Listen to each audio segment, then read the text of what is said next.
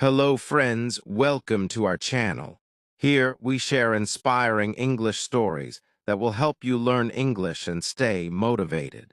If you are new here, please subscribe and press the bell icon so you never miss a story. Your support helps us bring more stories to you every day. Now let us begin today's story. Part 1, The Fall Before the Rise. My name is Tom.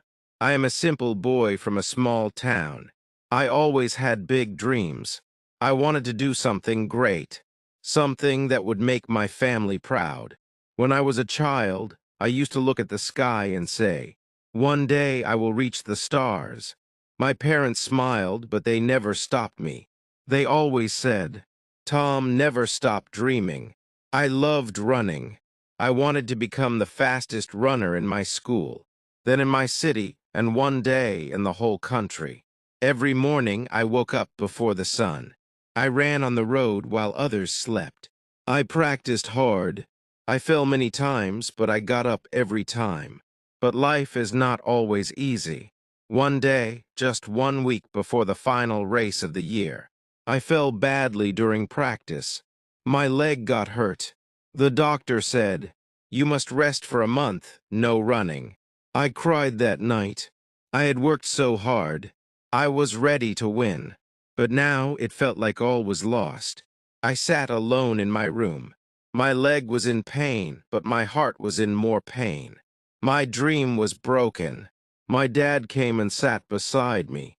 He said softly, "Tom, champions are not those who never fall. Champions are those who get up again, no matter what." Those words stayed with me. I looked at my bandaged leg.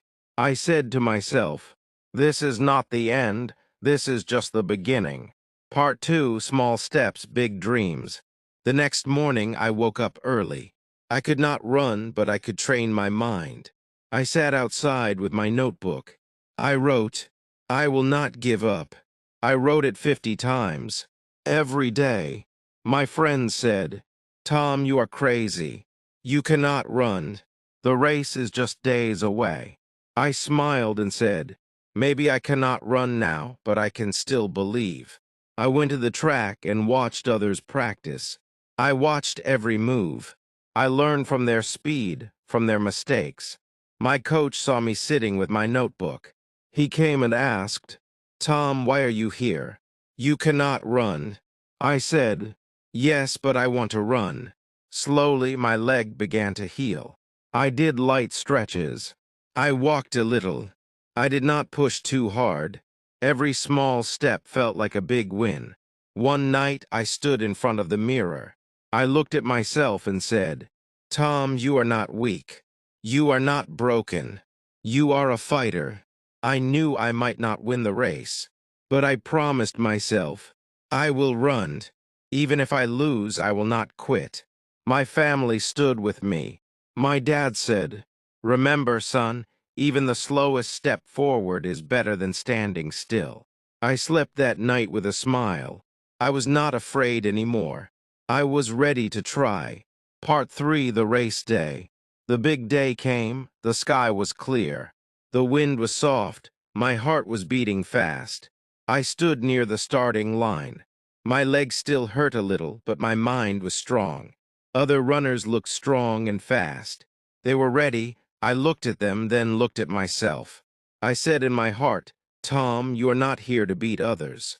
You are here to beat your fear." People in the crowd were cheering. I saw my mother, father, and coach. They waved at me. I felt brave. The whistle blew. The race began. All the runners took off like rockets. I started slow. My leg was stiff. Step by step I ran. I saw people pass me. I was behind, but I was not broken. At halfway, something changed. I found my rhythm. My feet felt lighter. I remembered all my early mornings. All the pain, all the tears, they gave me power. I started running faster, one by one. I passed other runners.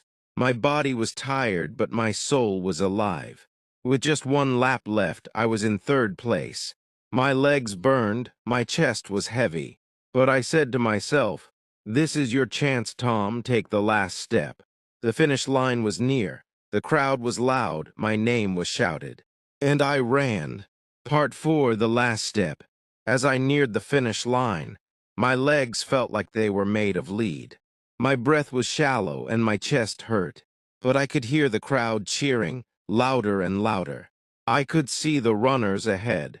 The first place runner was close. I pushed harder, every step was a battle. But I remembered my promise. I will never give up. I saw the finish line so close. My body screamed for rest, but I pushed harder. With every ounce of strength, I could hear my coach's voice in my head.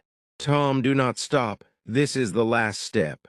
I took one last deep breath. With everything I had, I sprinted. The world felt like it was moving in slow motion. My feet barely touched the ground. The finish line was in front of me. And then I crossed it. I had done it. I stopped, gasping for air. The crowd erupted in applause. But I was not focused on the applause. I was focused on the feeling. I had finished. I had given my best. The first place runner was still ahead. But that did not matter. I had won in my own way. My parents ran to me. My mother hugged me tight. She whispered, "I am so proud of you." I looked at my father. He smiled and said, "You did not just run, Tom, you fought." And that was when I realized victory is not just about the finish line. It is about the journey. Part 5, the true victory. The days after the race were full of joy, but I knew something deep inside me had changed.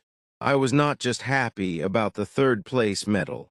I was happy because I had proven to myself that I could overcome anything.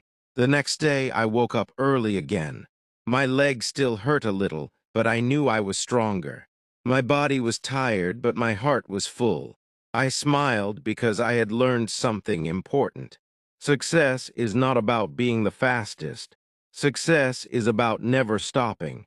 I went to the track the next morning. I did not care about the medal anymore. I just wanted to run, to feel the wind, to push my limits. I ran and I ran. Not to win, but to be better than I was yesterday. I had learned that life is not about the number of wins. It is about the courage to try, to keep moving even when things seem impossible. Every small effort counts, and that effort will eventually lead to victory. That day, as I was running, I realized that the last step to victory was not a finish line. The last step was inside me. I had won the most important battle, over my own fears, doubts, and weaknesses. And I knew, no matter what came next, I would never stop running. The end.